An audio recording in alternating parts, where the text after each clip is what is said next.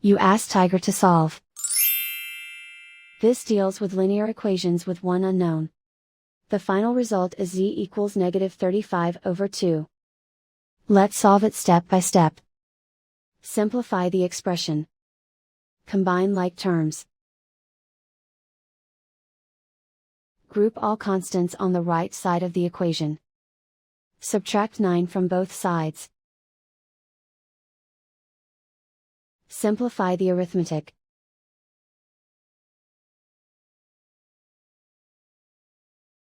Isolate the z. Multiply both sides by inverse fraction 5/2.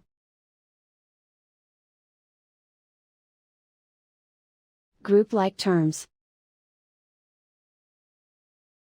Multiply the coefficients. Simplify the fraction. Multiply the fractions. Simplify the arithmetic. And so the final result is z equals -35/2.